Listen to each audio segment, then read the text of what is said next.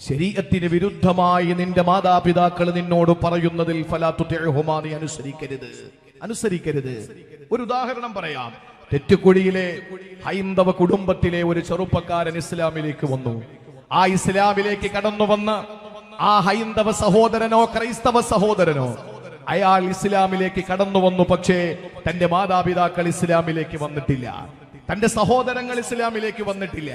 ആ മാതാപിതാക്കളോട് ഒരുപാട് പറഞ്ഞു, ഇത് സത്യപ്രസ്ഥാനമാണ്, ഇത് അനുസരണയുള്ള പടച്ച തമ്പുരാന്റെ പ്രസ്ഥാനമാണ്, ഇത് പ്രിയപ്പെട്ട പ്രവാചകൻ പ്രതിദാനം ചെയ്യുന്ന ഇസ്ലാമിന്റെ സംസ്കാരമാണ്. ഇതൊക്കെ പറഞ്ഞിട്ടും അവർക്ക് മനസ്സിലാകുന്നില്ല, അവർ ഇസ്ലാമിലേക്ക് വരാൻ താല്പര്യപ്പെടുന്നില്ല. പക്ഷെ അവർ പറയുന്നു, മോനെ, നീ ഞങ്ങളെ നാണം കെടുത്തിയിട്ട് ഒരിക്കലും മുനീറുൽ ഇസ്ലാം മസ്ജിദിൽ നീ നിസ്കരിക്കരുത്, നീ നോമ്പ് പിടിക്കരുത്, നീ സ്വലാത്ത് ചെല്ലരുത്, നീ നബിയുമായിട്ടുള്ള ബന്ധം കൊണ്ട് നടക്കരുത്, നീ മുസ്ലിമീങ്ങളുമായി സഹകരിക്കരുത് എന്ന് ആ അച്ഛനും അമ്മയും ആ മകനോട്, പൊതുവിശ്വാസിയായ മകനോട് പറഞ്ഞാൽ അള്ളാഹുവിന്റെ കൽപ്പന ഫലാ തുതിഉഹുമാ, മോനെ, നിന്റെ അച്ഛനെയും അമ്മയും നീ അനുസരിക്കരുത്, അച്ഛനെ അമ്മയെ നീ അനുസരിക്കരുത്. ഇത് ഖുർആൻ തന്നെയാണ്. പക്ഷേ അള്ളാഹു തൊട്ടടുത്ത് പറഞ്ഞു, വസ്വാഹിബുഹുമാ ഫിദ് ദുനിയ മഅറൂഫാ, അവർ പട്ടിണി കിടക്കുമ്പോൾ ഞാൻ മുസ്ലിമാണ്, അവർ അമുസ്ലിമീങ്ങളാണ് എന്ന ഒരു ശൈലി നീ എടുക്കരുത്. അവർക്ക് ഭക്ഷണം എത്തിക്കണം, അവർക്ക് വീടില്ല എങ്കിൽ നീ വീട് വെച്ച് കൊടുക്കണം, അവർ പട്ടിണിയാണെങ്കിൽ നീ പട്ടിണി മാറ്റി കൊടുക്കണം, അവർ ഏതെങ്കിലും വിലയിൽ വിഷമിക്കുന്നവരാണെങ്കിൽ ആ വിഷമം നീ മാറ്റി കൊടുക്കണം. കാരണം അവർ നിന്റെ അച്ഛനും അമ്മയുമാണ്, അവർ നിന്റെ മാതാപിതാക്കളാണ്. ആ ബന്ധം ഒരിക്കലും നീ നഷ്ടപ്പെടുത്തരുത് എന്ന് മഹാനായ പ്രിയപ്പെട്ട പ്രവാചകൻ സല്ലല്ലാഹു അലൈഹി വസല്ലമ തങ്ങൾ തന്റെ പ്രിയപ്പെട്ട അനുയായികളെ, നാളെ ഒരു ലോകത്ത് നടക്കാനിരിക്കുന്ന തെറ്റുകുഴി ഒരു ഉദാഹരണമാണെങ്കിൽ, ലോകത്ത് എവിടെയായാലും ഒരു ഇസ്ലാമിലേക്ക് വരുന്ന ഒരാളിനെ മാതാപിതാക്കൾ അദ്ദേഹത്തെ പ്രലോഭിപ്പിച്ച് അവസാനം പ്രകോപിപ്പിച്ച് ആ മതത്തിൽ നിന്ന് പിന്നോട്ട് കൊണ്ടുവരാൻ ശ്രമിക്കുമ്പോൾ അവരനുസരിക്കേണ്ട ബാധ്യതയില്ല. പക്ഷേ അവരുടെ ഭൗതികമായ വിഷയങ്ങളിൽ നീ കണ്ണടയ്ക്കുകയും അരുത്. ഞാൻ ഇത്രയും പറഞ്ഞിട്ട് എന്റെ സഹോദരിമാരോട് ചോദിക്കാൻ, ഭർത്താവ് സിനിമയ്ക്ക് വിളിച്ചാലോ? ഭർത്താവിനെ അനുസരിക്കണമല്ലോ. ഭർത്താവിനെ അനുസരിക്കണമെന്നത് സ്പഷ്ടമായി ഇസ്ലാമിന്റെ നിയമമല്ലേ? ആ ഭർത്താവിനെ അനുസരിക്കണമെന്നത് അടുപ്പിൽ നീ വിറക് വെച്ചിട്ട് അടുപ്പിൽ ചായ തിളപ്പിച്ചുകൊണ്ട് നിൽക്കുമ്പോൾ അവന്റെ ശാരീരികമായ ദാഹപൂർത്തീകരണത്തിന് നിന്നെ ക്ഷണിച്ചാൽ ആ നിമിഷം നീ അടുപ്പ് കെടുത്തിയിട്ട് പോകണം. അത്ര ബാധ്യത നിനക്ക് നിന്റെ കെട്ടിയോനോടുണ്ട്. പക്ഷേ ആ ഭർത്താവ് നിന്നോട് പറയുന്നു, നമുക്കൊരു സിനിമയ്ക്ക് പോയാലോ, അല്ലെങ്കിൽ നീ തലമറയ്ക്കൊന്നും വേണ്ട, നീ ഇച്ചിരി തലയൊക്കെ തുറന്നിട്ട് നടക്ക്. ഈ തലമറയ്ക്കുന്നത് സാമ്പ്രദായിക മൊല്ലമാരുടെ ശൈലിയാണ്, അല്ലെങ്കിൽ ചില ഹാജിയാക്കന്മാരുടെ ശൈലിയാണ്. നീ നിന്റെ തല തുറന്നിട്ട് നിന്റെ തലയിൽ ഞാൻ വാങ്ങിത്തന്ന മനോഹരമായ ക്ലിപ്പൊക്കെ ചൂടി മനോഹരമായ വീട്ടുമുറ്റത്ത് നീ വൈകുന്നേരങ്ങളിൽ നട്ടു നനച്ച മുല്ലമൊട്ടിന്റെ ആ മുല്ലപ്പൂ ചൂടി നടക്കുന്നതാണ് എനിക്ക് ഇഷ്ടമെന്ന് കെട്ടിയോൻ പറഞ്ഞാൽ സൗകര്യം ഇല്ല ഇക്ക എന്ന് പറയാൻ ഒരു പെണ്ണിന് തന്റെ ഇടം ഉണ്ടാകണമെന്നാ ഈ പറഞ്ഞത്. മനസ്സിലായോ? അത് പറയാനുള്ള തന്റെ ഇടം ഒരു പെണ്ണിനുണ്ടാകണം. ഞാൻ പരിശുദ്ധ ദീനാണ് പറയുന്നത്, നിങ്ങൾക്ക് ഏത് ആംഗിളിലും അതെടുക്കാം. ഞാൻ പറയുന്നത് ഖുർആനിന്റെ നിയമമാണ്.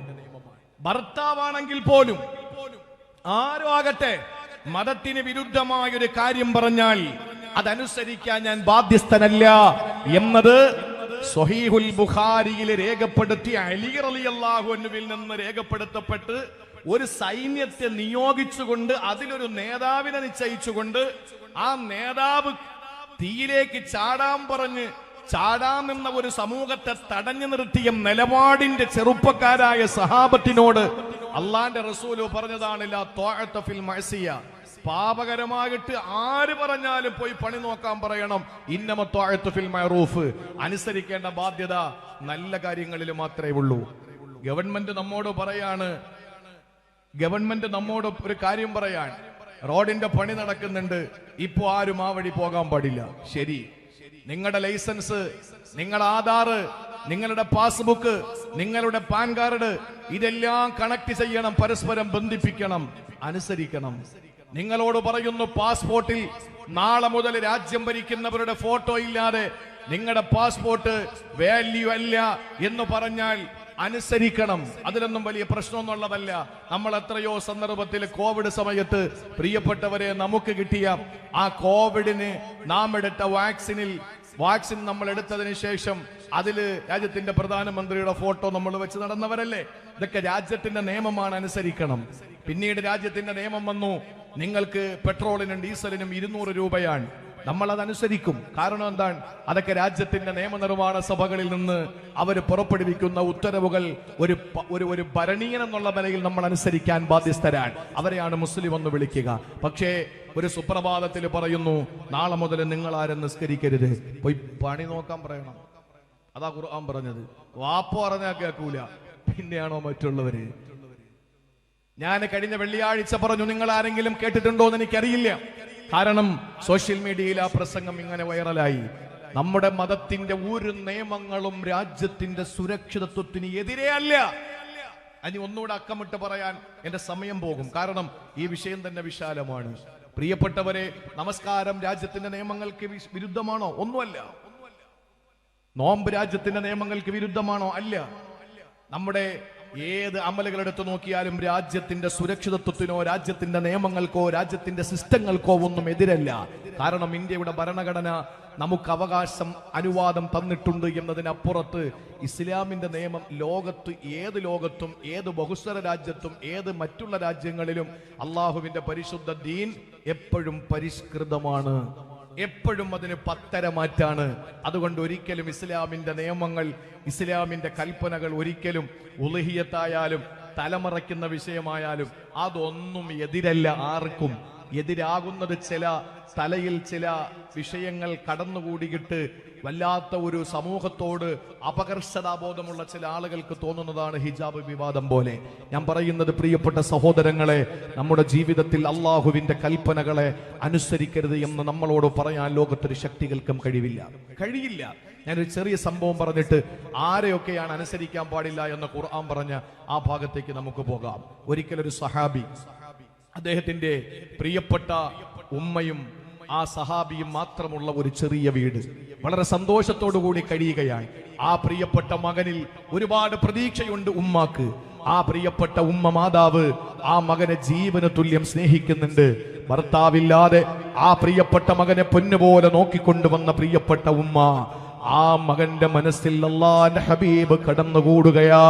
ആ മകന്റെ മനസ്സിൽ അള്ളാഹുവിന്റെ പരിശുദ്ധമായ ഇസ്ലാം കടന്നു വരികയാണ്. ഹിദായത്ത് അല്ലാഹു തആല അദ്ദേഹത്തിന്റെ കൽബിലേക്ക് ഒഴിച്ചു കൊടുക്കുകയാണ്. അങ്ങനെ ആ മനുഷ്യന് കലിമ ചൊല്ലുകയാ. ഈ വിവരമറിഞ്ഞിട്ട് പ്രിയപ്പെട്ട ഉമ്മ പറയുന്നു, മോനെ, നീ മുസ്ലിമിൽ നിന്ന് ഇസ്ലാമിൽ നിന്ന് പിന്നോട്ട് വരണം മോനെ, ഒരിക്കലും അത് നമുക്ക് യോജിച്ചതല്ല, നീ മാറണം മോനെ. ആ സമയത്ത് പ്രിയപ്പെട്ട ഉമ്മയോട് പറഞ്ഞു, ഉമ്മ നടക്കൂല, എന്നെ നിങ്ങൾ അതിനു വേണ്ടി പരീക്ഷിക്കേണ്ട ഉമ്മ, ഞാൻ ഇസ്ലാമിൽ തന്നെ അടിയുറച്ചു നിൽക്കുന്നതാണ്, ഒരിക്കലും നിങ്ങൾക്ക് ഞാനൊരു കുറവും വരുത്തൂല. നിങ്ങൾ മനസ്സിലാക്കണം, പടച്ചവനെ ഒരിക്കലും മനുഷ്യബുദ്ധിയെ പരസ്യമായിട്ട് അവഹേളിക്കുന്ന ശിലാവിഗ്രഹങ്ങളുടെ മുമ്പിൽ കൈകൂപ്പരുതുമ്മ. ഏകനായ പടച്ചവനാണ് നമ്മുടെ ഖാലിഖ്, അവനാണ് നമ്മുടെ റാസിഖ്, അവനാണ് നമ്മുടെ മാലിക്, അവനാണ് നമ്മളെ ജനിപ്പിച്ചവന്, അവനാണ് നമ്മളെ വളർത്തുന്നവന്, അവനാണ് നമ്മളെ സംഹരിക്കുന്നവനുമ്മ എന്ന് പറഞ്ഞിട്ട് നാഴികയ്ക്ക് 40 വട്ടം ഉമ്മായ ഉപദേശിക്കുന്ന പ്രിയപ്പെട്ട പൊന്നുമോൾ.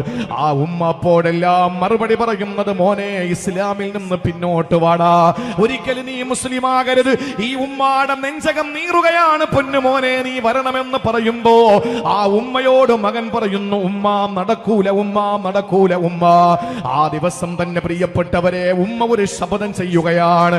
ആ ഉമ്മ ആണയിട്ട് പറഞ്ഞു, മോനെ, ഒരിക്കലും നീ ഇസ്ലാമിൽ നിന്ന് പിന്നോട്ട് വരാതെ ഞാൻ ഭക്ഷണം കഴിക്കൂല മോനെ, ഒരു തുള്ളി ജലപാനം ഞാൻ നടത്തൂല മോനെ, ഇനി എനിക്ക് വെള്ളം വേണ്ട, ഭക്ഷണം വേണ്ട. ആ സമയത്ത് ആ പ്രിയപ്പെട്ട മകൻ പറഞ്ഞു, ഉമ്മ നിങ്ങൾ കഴിക്കണം ഉമ്മ, നിങ്ങളുടെ ആരോഗ്യം വളരെ പ്രശ്നമാണുമ്മ, നിങ്ങൾ കഴിക്കണം ഭക്ഷണം, നിങ്ങൾ വെള്ളം കുടിക്കണം, നിങ്ങളുടെ ആരോഗ്യം നിങ്ങൾ നോക്കണേ ഉമ്മ, ഒരിക്കലും നിങ്ങൾ പട്ടിണി കിടക്കല്ലേ എന്ന് ആ പ്രിയപ്പെട്ട മകൻ ഉമ്മയോട് പറയുകയാണ്. ആ സമയത്തും ആ ഉമ്മ പറഞ്ഞു, മോനെ, ഒരിക്കലും ഞാൻ കുടിക്കൂല. എന്നാണോ ഈ ഉമ്മയുടെ വാക്ക് കേട്ടുകൊണ്ട് നീ മുസ്ലിമായ നിലയിൽ എന്റെ മുമ്പിൽ വരാതിരിക്കുന്നത്? എപ്പോഴാണോ ഇസ്ലാമിൽ നിന്ന് പുറത്തു കടന്നിട്ട് എന്റെ മുന്നിൽ നീ എത്തുന്നത്? ആ സമയത്ത് മോനെ, ഞാൻ കഴിച്ചോളാം, ഞാൻ കുടിച്ചോളാം എന്ന് പറയുമ്പോൾ ഒരു ദിവസം ദിവസം അസ്തമിക്കുന്നു, പിറ്റേ ദിവസം കിഴക്കൻ ചക്രവാളത്തിൽ അരുണങ്ങൾ പ്രകടമാവുകയാ. രണ്ടാം ദിവസം ഉമ്മ തളർന്നു പോകുന്നു.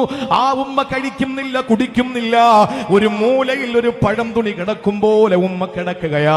ആ ഉമ്മയോട് വന്നിട്ട് മകൻ പറഞ്ഞു, ഉമ്മ നിങ്ങൾ കഴിക്കണേ, ഉമ്മ നിങ്ങൾ വെള്ളമെങ്കിലും കുടിക്കണേ. ആ കിടക്കയിൽ കിടന്ന് വാടിക്കൊടഞ്ഞു കിടക്കുന്ന ചീരത്തണ്ട് പോലെ ആ ഉമ്മ മകനോട് പറഞ്ഞു, പൊന്നുമോനെ, ഇസ്ലാമിൽ നിന്ന് നീ ഒന്ന് പുറത്തു വരുവോ, ഞാൻ കുടിച്ചോളാ, അല്ലെങ്കിൽ ഞാനൊന്നും കഴിക്കില്ല, മരിച്ചാലും കഴിക്കൂല പൊന്നുമോനെ. അങ്ങനെ ആ ദിവസവും അസ്തമിക്കുകയാണ്. കിഴക്കര ചക്രവാളത്തിൽ അരുണന്റെ കിരണങ്ങൾ പ്രകടമാകുന്ന മൂന്നാം ദിവസം സുപ്രഭാതം പൊട്ടിവിടരുകയാ. അന്നും ആ ഉമ്മ പട്ടിണി കിടന്നു. അന്ന് വൈകുന്നേരമാകുമ്പോൾ ഒന്ന് എഴുന്നേക്കാൻ കഴിയാതെ കവളൊട്ടിയിട്ട് വയറൊട്ടിയിട്ട് കണ്ണു കുഴിഞ്ഞിട്ട് എല്ലുന്തിയിട്ട് ആ ഉമ്മ വല്ലാതെ ഒരു മൃതപ്രായയെ പോലെ കിടക്കുകയാ. ആ സമയത്താണ് മകൻ എടുത്തു വന്നിട്ട് ചോദിക്കുന്നു, ഉമ്മ നിങ്ങൾ എന്താ എന്നോട് ഇങ്ങനെ കാണിക്കുന്നത്? മോനെ, എനിക്ക് നിന്നെ അത്ര ഇഷ്ടമാണ്, നീയില്ലാതെ ഒരു ലോകം ഈ ഉമ്മക്കില്ല. എനിക്ക് നിന്നോടുള്ള സ്നേഹം വിവരണാതീതമാണ് മോനെ.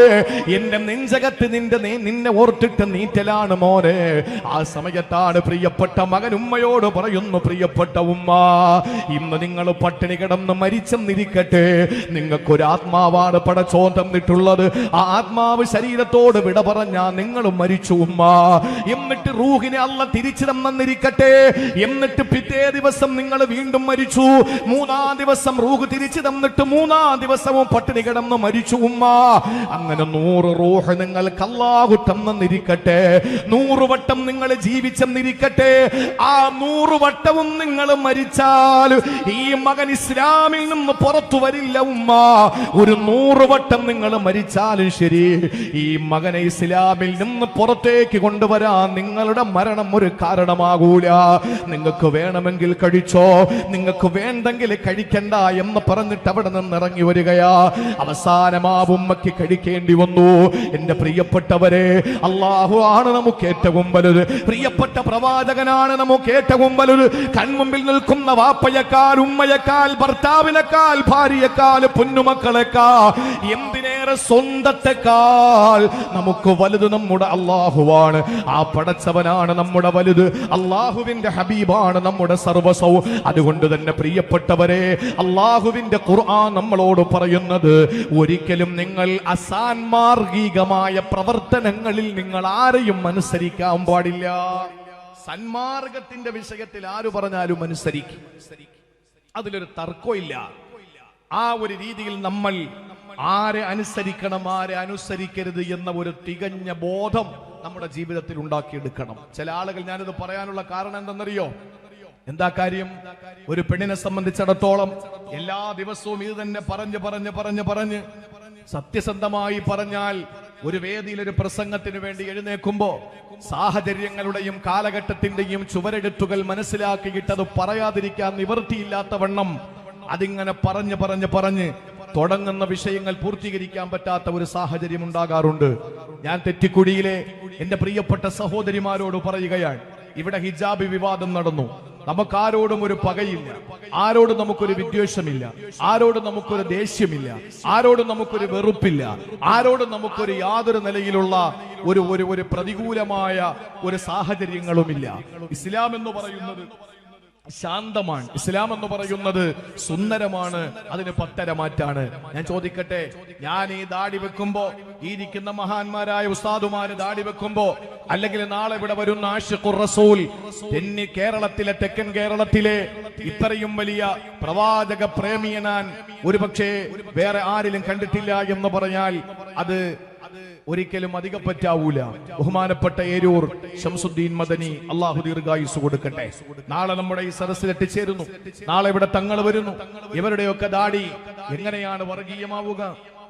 എന്നാൽ മറുഭാഗത്ത് വേറെ ഏതെങ്കിലും മതത്തിലുള്ള ആളുകൾ ദാടി വെക്കുമ്പോൾ അതിന് പൗരുഷമെന്ന് പേര് വിളിക്കുക.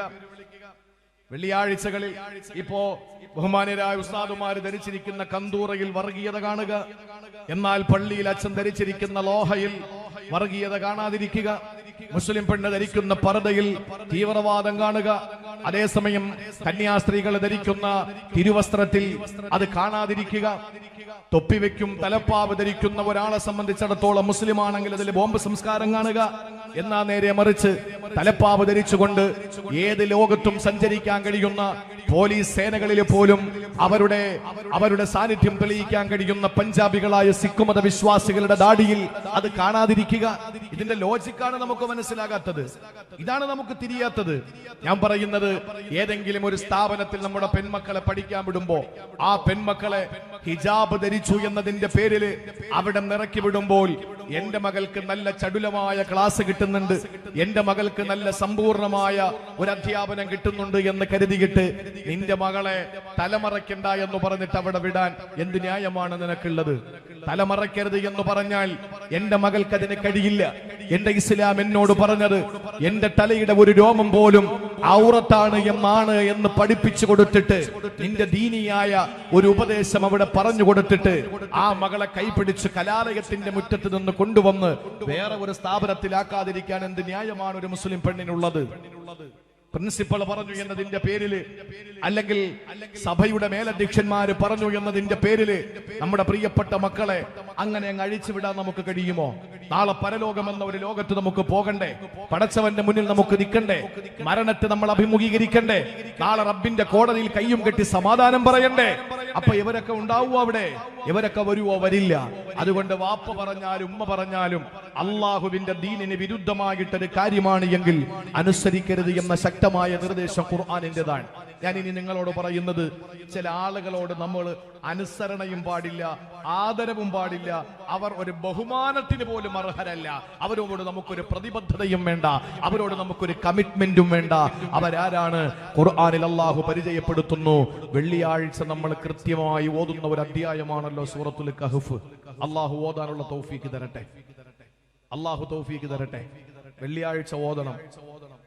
പണ്ട് കാലങ്ങളിൽ വ്യാഴാഴ്ച കഴിഞ്ഞാൽ സാമ്പ്രദായിക പള്ളി ദർസുകളിലൊക്കെ വ്യാഴാഴ്ച കഴിഞ്ഞാൽ ഉച്ചയ്ക്ക് മുതൽ ലീവാണ്. വ്യാഴാഴ്ച ഉച്ച മുതൽ ലീവാണ്. വെള്ളിയാഴ്ച അസർ വരെ. എന്താണെന്നറിയോ? കുളിക്കാനും നനയ്ക്കാനും നഖം വെട്ടാനും ദാടി ഒതുക്കാനും മീശ വെട്ടാനും തുണി അയൺ ചെയ്യാനും അതുപോലെ തന്നെ വൃത്തിയാക്കാനും പള്ളിയും പരിസരങ്ങളൊക്കെ വൃത്തിയാക്കാനും വീടുകൾ വൃത്തിയാക്കാനും വെള്ളിയാഴ്ച എന്ന ആ മനോഹരമായ ദിവസത്തെ വരവേൽക്കാൻ വേണ്ടി ഒരു സമൂഹം കഴിഞ്ഞ കാലങ്ങളിൽ, അഥവാ നമ്മുടെ ഒരു 10-25 വർഷങ്ങൾക്ക് മുമ്പുള്ള ഒരു സാമ്പ്രദായികമായ പള്ളി ദർസുകളും കോളേജുകളും അതിന് സന്നദ്ധമായിരുന്നു. ഇന്ന് വെള്ളിയാഴ്ചയാണെന്ന് അറിയുന്നത് പള്ളിയിലെ മുസ്ലിയാരുടെ പ്രസംഗം കേൾക്കുമ്പോഴാ പലരും ഇന്ന് വെള്ളിയാഴ്ചയാണല്ലേ. ചില ആളുകൾ അറിയുന്നത് അപ്പോഴാണ്. ആളുകളെ കൂട്ടം കൂടി പള്ളിയിലേക്ക് പോകുന്ന ചില ആളുകളെ കാണുമ്പോ ഇന്നെന്താ എല്ലാവരും ഇങ്ങോട്ട് പോകുന്നത്?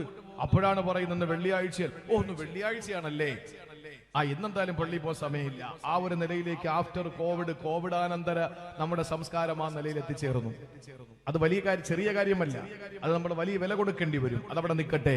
ഞാൻ പറയുന്നത്, ഒരു വ്യാഴാഴ്ച മഗ്‌രിബ് മുതൽ പിറ്റേ വെള്ളിയാഴ്ച ഉച്ചയ്ക്ക് മുമ്പ് വരെ ഓതൽ സുന്നത്തായ ഒരു അധ്യായമാണല്ലോ സൂറത്തുൽ കഹ്ഫ്. ജീവിതത്തിൽ എല്ലാ വെള്ളിയാഴ്ചകളിലും നമ്മൾ ഓതുന്നവരുണ്ട്.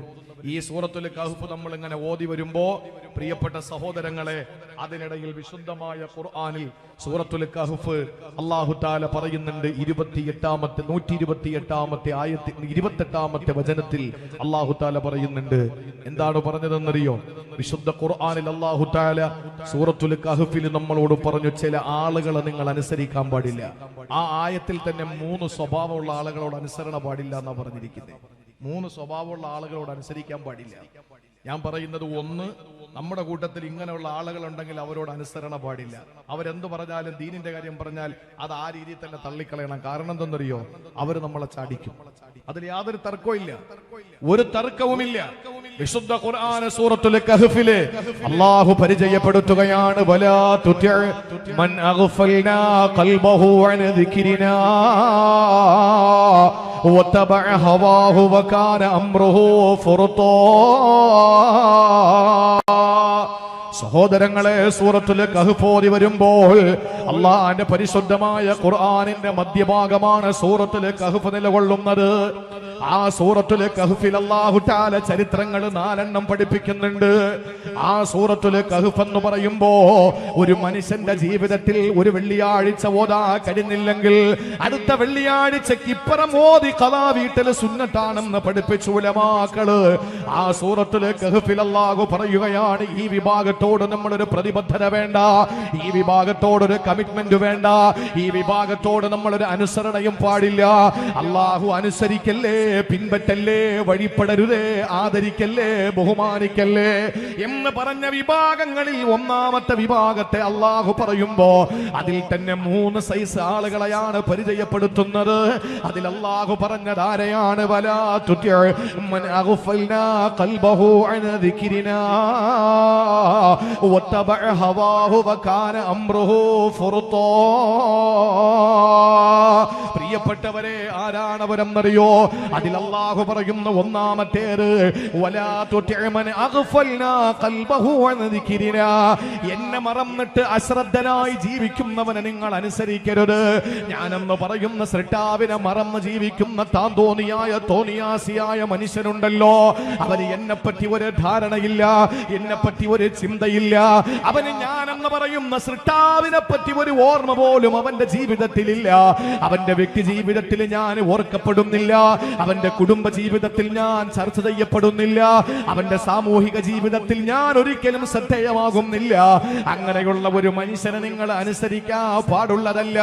സഹോദരങ്ങളെ, പടച്ചവനെ മറന്ന് താന്തോന്നിയായി ജീവിക്കുന്ന ആളുകളുണ്ടല്ലോ, അവർക്ക് അള്ളാഹുവിന്റെ റസൂലെന്ത്, പടച്ചവനെന്ത്, പടച്ചവന്റെ ദീനെന്ത്, ഇസ്ലാമിന്റെ സംസ്കാരമെന്ത്, അവർക്ക് മദ്രസയെന്ത്, അവർക്ക് ദീനെന്ത്, അവർക്ക് പള്ളിയെന്ത്, ഇതൊന്നും അവരുടെ പ്രശ്നമേ അല്ല. അവരുടെ ജീവിതത്തിൽ പടച്ചവന് സ്വാധീനം ചെലുത്തുന്നില്ലെന്ന് മാത്രമല്ല, അള്ളാഹിനെ പറ്റിയുള്ള ഒരു ചിന്ത പോലും അവരുടെ ജീവിതത്തിലില്ല. അങ്ങനെയുള്ള ആളുകളെ അള്ളാഹു പരിചയപ്പെടുത്തിയത് ആരോടാണെന്നറിയോ? ഉപമിച്ചത് ആരുമായിട്ടാണ് കമ്പയർ ചെയ്തതെന്നറിയോ? അള്ളാഹു മറ്റൊരു അധ്യായത്തിൽ ഇങ്ങനെയുള്ള ചില ആളുകളെ പറ്റി പറയുന്നത്, ഉലൈക അവര് നാൽക്കാലികളെ പോലെയാണ്, അവര് നാൽക്കാലികളെ പോലെയാണ്, അവര് ശോനന്മാരെ പോലെയാണ്, പന്നികളെ പോലെയാണ്, കഴുതകളെ പോലെയാണ്, ഒട്ടകത്തെയും കുതിരയും പോലെയാണ്. ആ കുതിരയ്ക്കും ഒട്ടകത്തിനും കഴുതയ്ക്കും നായയ്ക്കും അല്ലാഹു തആല എന്ന ചിന്തയില്ലല്ലോ. അവർക്ക് പടച്ചവനെന്ന് പറയുന്ന അല്ലാഹു എന്ന ഖാലിഖിനെ പറ്റി ഓർമ്മയില്ലല്ലോ. അവർക്ക് പള്ളിയിലെ ബാങ്ക് പ്രശ്നമല്ലല്ലോ. അവർക്ക് പിറകാണുമ്പോ നോമ്പ് പിടിക്കണമെന്ന ചിന്തയില്ലല്ലോ. അവർക്ക് അല്ലാഹുവിന്റെ ഔലിയാക്കളെ പറ്റി ഓർമ്മയില്ലല്ലോ. അവർക്കെന്ത് ആരിഫ്, അവർക്കെന്ത് പടച്ചതമ്പുരാ, അവർക്കെന്ത് ഔലിയാക്കള്, അവർക്കെന്ത് ദിക്ർ സ്വലാത്ത്, അവർക്കെന്താണ് അല്ലാഹുമായിട്ട് ബന്ധപ്പെട്ട ആയത്തുകൾ ഒരു പ്രശ്നമല്ല. അവരെ എല്ലാം അശ്രദ്ധയിൽ കഴിയുന്നവരാ. അവരെ പറ്റി അല്ലാഹു ഉപമ പറഞ്ഞത് ഉലൈക കല്ലനആ, അവര് നാൽക്കാലികളെ പോലെയാണ്, നാൽക്കാലികളെ പോലെയാണ്. പ്രിയപ്പെട്ടവരെ, നടുറോഡിലൂടെ ഞാനും നിങ്ങളും നടന്നു പോകുമ്പോൾ നിങ്ങൾ കണ്ടിട്ടില്ലേ എരുമയും പശുവിനെയും കെട്ടിയിരിക്കുന്നത്? ആ വരുന്നത് പള്ളിയിലെ ഉസ്താദാണ്, മഹല്ലിന്റെ പ്രസിഡന്റാണ്, മസ്ജിദുൽ ഹിദ മസ്ജിദിലെ ആളുകളാണ്, മസ്ജിദിന്റെ ഉത്തരവാദിത്തപ്പെട്ടവരാണ്, ആ മസ്ജിദിന്റെ പുനർനിർമ്മാണ കമ്മിറ്റിയുടെ പ്രവർത്തകരാണ്, നാട്ടിലെ പ്രമാണിമാരാണ് എന്ന ചിന്ത എരുമയ്ക്കും പശുവിനുമില്ലല്ലോ. ആ എരുമയ്ക്കും പശുവിനും നാണം മറയ്ക്കണമെന്ന ബോധം പോലുമില്ല. കാരണം വരുന്നത് ആരോ ആകട്ടെ, അതൊന്നും ഒരു പ്രശ്നമല്ല. വഴിയിൽ നിൽക്കുന്ന കാളയ്ക്കും അതുപോലെ പ്രിയപ്പെട്ടവരെ പോത്തിനെയും നിങ്ങൾ കണ്ടിട്ടില്ലേ? അതുവഴി ഏത് പെണ്ണ് പോയാൽ താൻ വിവസ്ത്രനാണ്, താനിതാ നാണം മറയ്ക്കാതെ നിൽക്കുകയാണ്, താൻ നഗ്നത വെടിവാക്കി നിൽക്കുകയാണെന്ന ബോധം കാളയ്ക്കില്ല, പോത്തിനില്ല. എന്തുകൊണ്ടാണ്? അവര് നാൽക്കാലികളാണ്. അവർക്ക് ഈ പറഞ്ഞതൊന്നും ഒരു പ്രശ്നമല്ല, അവർക്ക് ഇതൊന്നും ഒരു ബാധകമല്ല. അവർക്ക് പിറന്നു വീണുന്ന ആടിന്റെ കുട്ടി അത് വളർന്നു വരുമ്പോൾ ഏത് ആടാണോ തന്നെ പ്രസവിച്ചത് അതുമായിട്ട് ഇണ ചേർന്നിട്ട് വീണ്ടും കുട്ടികൾ ഉണ്ടാവുകയാണ്. സ്വന്തം മക്കളെ പോലെ പീഡിപ്പിക്കുന്ന കാലത്താ നമ്മൾ ജീവിക്കുന്നത്. സ്വന്തം ഉമ്മയെ പോലെ കടന്നു പിടിച്ച് മാനഭംഗം ചെയ്യുന്ന കാലത്താ നമ്മൾ ജീവിക്കുന്നത്. സ്വന്തം സഹോദരിയെ പോലും ബലാത്സംഗം ചെയ്യാൻ മടി കാണിക്കാത്ത ലോകത്താ നമ്മൾ ജീവിക്കുന്നത്. പറക്കമുറ്റാത്ത ചെറിയ കുഞ്ഞ് തന്റെ മുന്നിൽ കടന്നു വരുമ്പോൾ 10 രൂപയുടെ മിഠായി കൊടുത്തിട്ട് അവന്റെ കാമം തീർക്കാനുള്ള കാമകശ്മലനായി കഴുകനായി മാറിക്കൊണ്ടിരിക്കുന്ന ലോകത്താ നമ്മളുള്ളത്. ഉള്ളത്. അവിടെയാണ് നമ്മൾ ചിന്തിക്കേണ്ടത്. ഇവനും മൃഗതുല്യനാണ്, ഇവനും മൃഗത്തെ പോലെയാണ്. എന്നാൽ ഇവന്റെ സ്വഭാവം, നിലവിലെ സ്വഭാവം വെച്ച് നോക്കുമ്പോൾ കഴുതയ്ക്ക് നാണക്കേടാ. ഇവന്റെ നിലവിലെ സ്വഭാവം വെച്ച് നോക്കുമ്പോൾ പന്നിക്ക് നാണക്കേടാ. അതുകൊണ്ട് പടച്ചതമ്പുരാ പന്നിയുടെ സൃഷ്ടാവല്ലേ, അല്ലാഹു റബ്ബുൽ ഇസ്സത്ത് നായയുടെ സൃഷ്ടാവല്ലേ, അല്ലാഹു മനുഷ്യന്റെയും സൃഷ്ടാവല്ലേ. അതുകൊണ്ട് ഒരു പടി കൂടി പടച്ചവൻ ഇറങ്ങി നിന്നിട്ട് പറയുകയാണ്, അവന് നാൽക്കാലികളെ പോലെയല്ല, ബൽഹും അളല്ലു, അതിനേക്കാൾ നികൃഷ്ടനാണ്, അതിനേക്കാൾ നീചനാണ്. തന്റെ മുന്നിലിരിക്കുന്ന പാവപ്പെട്ട എട്ടും പൊട്ടും തിരിയാത്ത കുഞ്ഞിനോട് ലൈംഗിക ചുവയോടെ സംസാരിക്കുന്ന മുതിർന്ന വ്യക്തികളെ, നാൽക്കാലികളെക്കാൾ ഏറ്റവും മോശപ്പെട്ട നികൃഷ്ടനാണ് നീ എന്ന് പറഞ്ഞത് ആഗോള സംസ്കാര സംശുദ്ധ സിദ്ധാന്തം വിളിച്ചോദിയാം. ലോകം ദാഹിച്ചുകൊണ്ടിരുന്ന വിമോചന സരണി ഹിറാഗുഹരത്തിന്റെ അന്തരീക്ഷത്തെ കീറി മുറിച്ചുകൊണ്ട് റൂഹുൽ അമീൻ മലക്ക് ജിബ്രീൽ അലൈഹിസ്സലാം ഓതിക്കൊടുത്ത അള്ളാഹുവിന്റെ പരിശുദ്ധമായ ഖുർആൻ, പുരാതന കാലത്തെ പ്രാകൃതന്റെയും പുരോഗമന കാലത്തെ പരിഷ്കൃതന്റെയും മനോമുഖരത്തില് പരിവർത്തനത്തിന്റെ പടപ്പാട്ട് പാടിയ പരിശുദ്ധ ഖുർആൻ നാൽക്കാലികളെക്കാൾ അതപ്പതിച്ചവനാണ്. മൃഗങ്ങളോട്, സ്വന്തം ഭാര്യയോട് ചെയ്യും പോലെ മൃഗങ്ങളോട് കാണിക്കുന്നവൻ. ആലോചിച്ചു നോക്കിയേ, മൃഗങ്ങൾക്ക് പോലും സ്വസ്ഥതയില്ലാത്ത ഒരു ലോകത്ത് മൃഗതുല്യനായി അല്ല, ബൽഹും അളല്ല്, അതിനേക്കാൾ നികൃഷ്ടനാണ് എന്ന് ഖുർആൻ പറഞ്ഞ വിഭാഗമാരാണ് ഉലൈക ഹുമുൽ ഗാഫിലൂൻ. അവരാണ് അശ്രദ്ധയോടെ ജീവിക്കുന്നവൻ. ആ അശ്രദ്ധയുള്ളവനെ വലാ തുതിഉ മൻ അഗ്ഫൽനാ ഖൽബഹു അൻ ദിക്രിനാ, ഹൃദയത്തിൽ ജ്ഞാനം സൃഷ്ടാവില്ലാത്തവൻ, എന്നെപ്പറ്റി ഓർമ്മയില്ലാത്തവൻ, എന്നെപ്പറ്റി യാതൊരു നിലയിലുള്ള ചിന്തയുമില്ലാത്തവനെ നിങ്ങൾ അനുസരിക്കുകയും അവനെ ബഹുമാനിക്കുകയും ആദരിക്കുകയും ചെയ്യരുത് എന്ന് പരിശുദ്ധ ഖുർആൻ സൂറത്തുൽ കഹ്ഫിൽ അല്ലാഹു നമ്മെ ഓർമ്മപ്പെടുത്തുകയാണ്. നമുക്കെന്ത് ന്യായമാണ് അവരെ ആദരിക്കാൻ, അവരെ അംഗീകരിക്കാൻ? നമുക്കെന്ത് ന്യായമുണ്ട്? പ്രിയപ്പെട്ടവരെ, ഖുർആനിന്റെ ഭാഷയാണ് അവരെ നിങ്ങൾ അനുസരിക്കരുത്. പിന്നെന്താ ആയത്തിൽ പറഞ്ഞത്? ജീവിതത്തിലെ ജഡികേച്ഛയ്ക്ക് വേണ്ടി ജീവിക്കുന്ന ചില ആളുകളുണ്ട്, ശരീര ഇച്ഛയ്ക്ക് വേണ്ടി ജീവിക്കുന്ന ആളുകൾ. അങ്ങനെയുള്ള ആളുകളോടും നമുക്കൊരു ആദരവും കമ്മിറ്റ്മെന്റും അനുസരണയും പാടില്ലെന്ന് പരിശുദ്ധ ഖുർആൻ.